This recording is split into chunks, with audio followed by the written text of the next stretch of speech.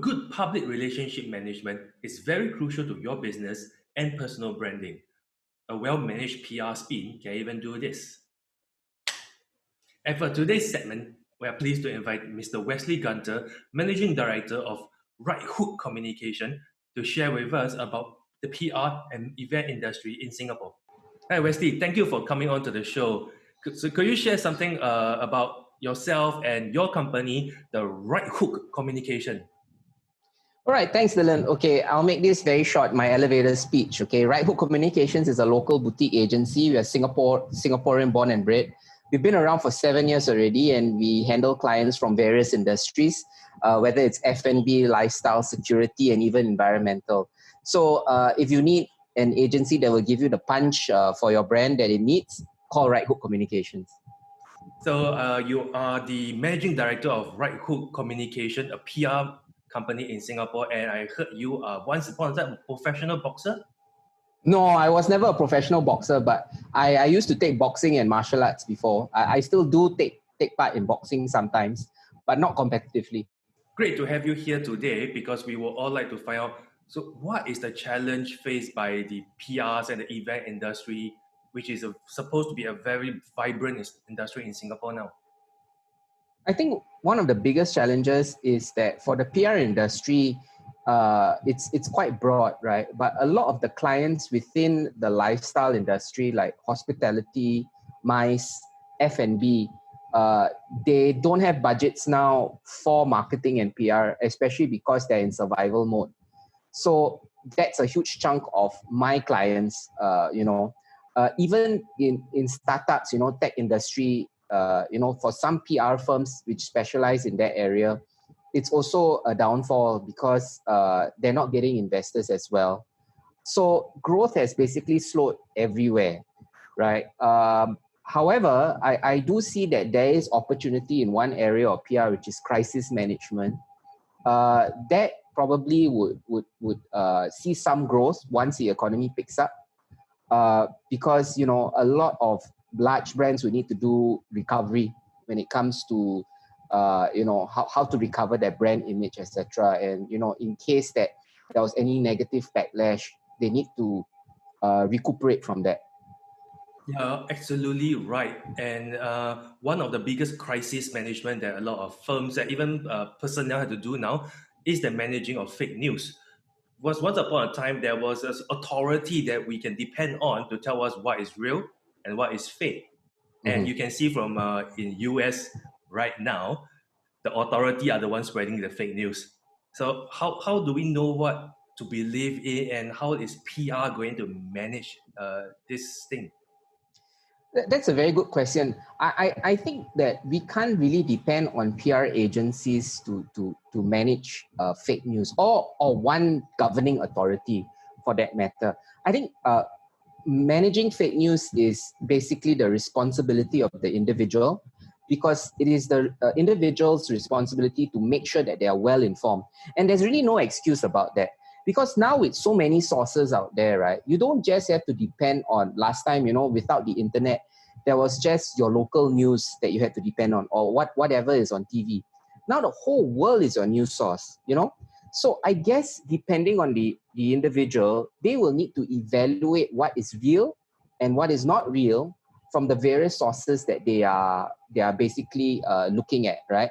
Of course, there are people that, because of their cognitive bias, they may want to skew towards the news that suits their individual opinions, right? Which can be dangerous as well, you see. So the danger is when there are many groups in this that have the same viewpoint, on a certain kind of situation, and it's skewed towards something which is negative and not really the truth. That is dangerous, because then other people start following, and it has a viral effect. So that's how fake news tends to be created now with the social media age. In fact, the basic foundation for a working democracy is a well-informed and educated electorate, where information is freely available to them, and they have the knowledge and skill to differentiate what is fake and what is real. And hopefully, if there's an online campaign going out, this could be done.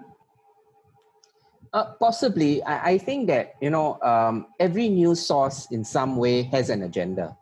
Okay. So, I mean, if you look at all the news channels now, whether it's Fox News or CNN or Al Jazeera, it depends on who their master is, right? And they all basically have an agenda to promote. So if you notice, some kind of news is more skewed towards the right, some news is skewed towards the left. So it all depends basically which news channel you're basically subscribing to.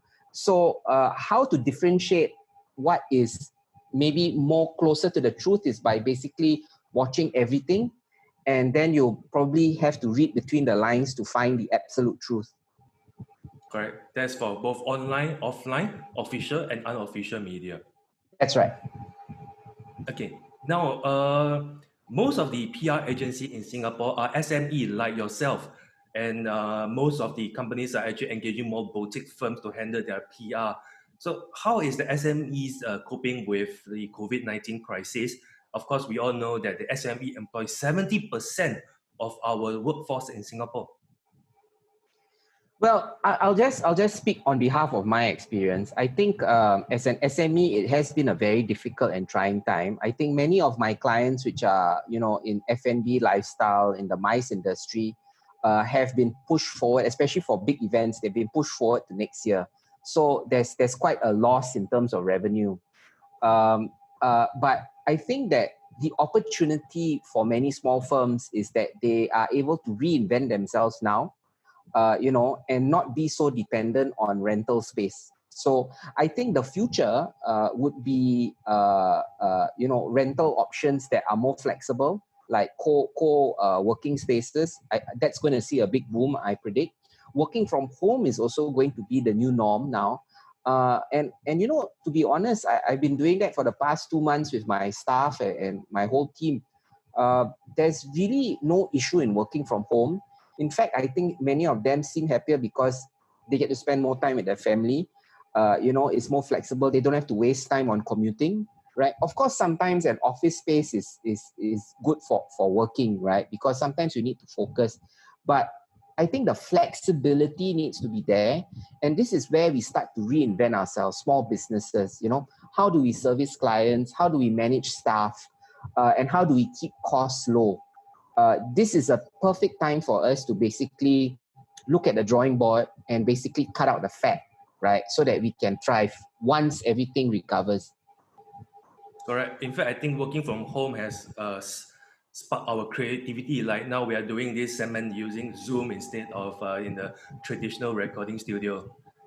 That's right, absolutely. I mean, even with my clients right now, I mean, I have to do meetings on Zoom. I have to do business pitches on Zoom or through other teleconference means.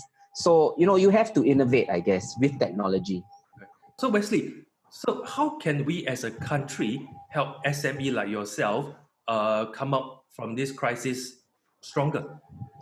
That's also a very good question, Dylan. I've been thinking long and hard about this, and I think one of the main issues that our society faces is how they view small businesses. Now, many of the big clients would basically, when it comes to small agencies like myself, they'll try and bargain down. Number one, sometimes late payments are the norm. And this applies for people who are freelancers as well as come from small agencies. Now, this actually creates a huge problem in society because payments are delayed. Bosses can't pay their staff on time. Sometimes and it does affect small businesses. This is not just a COVID-19 kind of problem. It's an evergreen issue that has been prevalent in our society and industry for the longest time, from the time I started. And I would honestly like to see this change, because like you mentioned, SMEs, there's 70% of SMEs in Singapore, when it comes to businesses. And we do play an important role. We are like the backbone of the business industry here. We may be small, but we do get things done, and I just, maybe I'm being biased here, but I think that when it comes to hiring smaller agencies, actually the work done is better in the sense that from a brand perspective, you're actually working directly with the business owners themselves, and it's not outsourced to people which are further down the ladder, right? So you're getting great people to do your work for you. And if you're a company owner yourself, you're not going to drop the ball on projects because it's your reputation at stake. So I think we need to respect the small guys more. I think the big agencies need to think of them as playing a key role, and stop bargaining. I mean, pay people what they're due.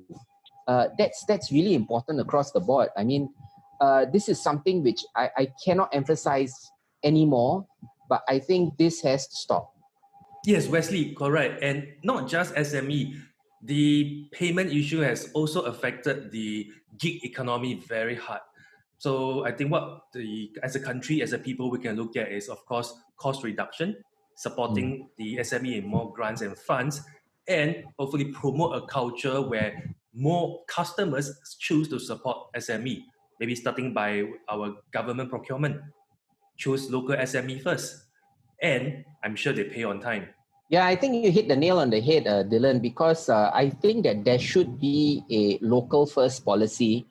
And if you look at the industry, right, the media industry, the advertising, the marketing industry, the PR industry, I really think that our local guys can do just as good a job or better than our overseas counterparts.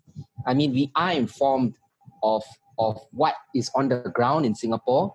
So what better person, who better to hire than someone local on the ground? I don't see a need to really hire a foreigner when it comes to a local brand, to be honest. So this is something that I guess we need to move away from our colonial hang-ups, and we need to focus on local. This really sums up what our SME and PR industry like yourself face on the ground. The crisis for COVID-19 could worsen, the economy may not pick up, and no one may hear your cry for help. But don't worry, if all else fail, we will do this. Break grass and release tarmac. Hey Wesley, thank you for coming on to the show. Next, we will continue to explore more segments and more on-the-ground dialogue, not monologue of a single person, with more SME and real Singaporeans on the ground. Okay, thank you, Wesley. Thanks, Dylan.